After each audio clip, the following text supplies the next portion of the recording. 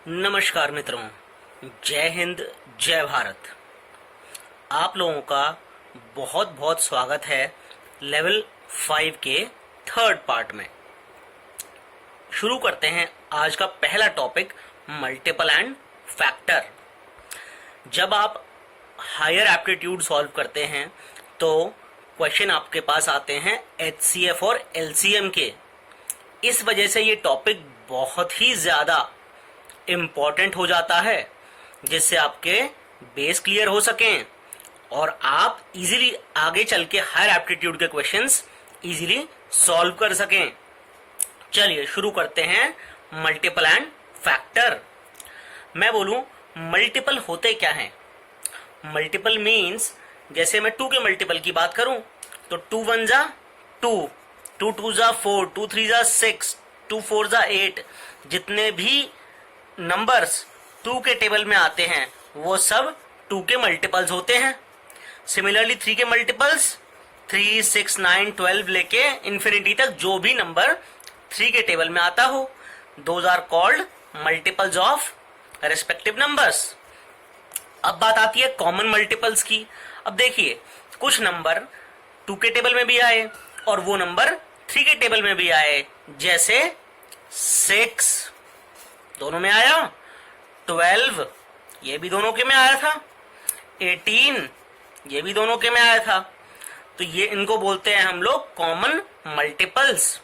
अगर मैं एक बलून जैसा बना लूं 2 के लिए और 3 के लिए, बीच में मैं कॉमन मल्टीपल्स को रिप्रेजेंट कर सकता हूं। 2 4 8 10, यहाँ पे तो 3 के मल्टीपल में कोई भी नंबर नहीं है। सिमिलर वे में 9 15 21 27 ये कोई भी नंबर 2 के मल्टीपल में नहीं आता, जबकि 6 12 18 24 30 ये कॉमन मल्टीपल्स हैं। ये आपको हाईएस्ट कॉमन फैक्टर और लीस्ट कॉमन मल्टीपल समझने में आगे काम बहुत ज्यादा आएगा। चलिए अब देखते हैं, हमने पढ़ा मल्टीपल्स के बारे में, अब जरा फैक्टर पे नजर डालते हैं। कोई भी एक नंबर ले लीजिए, जैसे मैंने लिया 12। 12 किस किस से आप 12 को डिवाइड कर सकते हैं? आप 12 को डिवाइड कर सकते हैं 12 खुद से, 6 से, 2 से, 4 से, 3 से और 1 से। 6 2 जा 12, 4 3 जा 12, 12 1 जा 12। तो नंबर्स 1 2 3 4 6 और 12 क्या हो गए? ये सब हो गए फैक्टर्स। यानी इन सभी नंबरों से आपका मेन नंबर डिवाइड हो सकता है। अब सिमिलर वे में जैसे हमने कॉमन मल्टीपल्स निकाले थे, मैं अगर 10 और 15 के बारे में बात करूं कि 10 के फैक्टर्स और 15 के फैक्टर्स क्या होंगे। 10 के फैक्टर्स क्या क्या हो सकते हैं?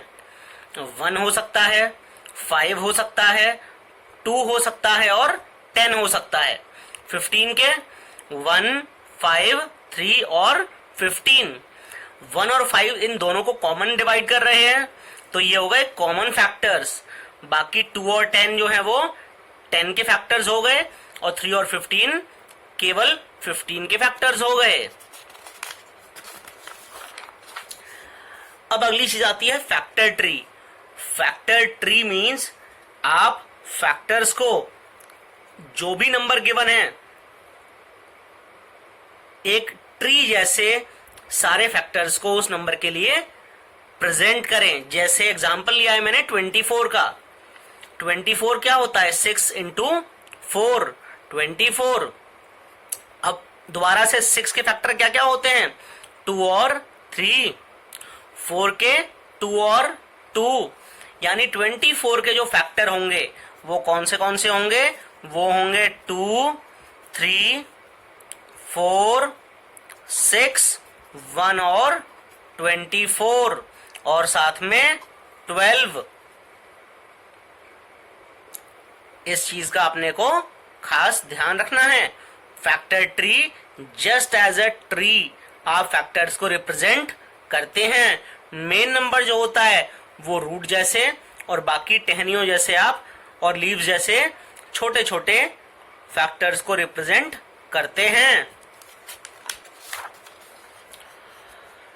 अब कुछ इंटरेस्टिंग करते हैं। चलिए, कैलेंडर सभी ने देखा है, 1 2 3 4, 1 से लेके 7 तक पूरे 7 डेज इस टाइप से आपका कैलेंडर होता है, भले वो जनवरी का हो भले फरवरी का हो।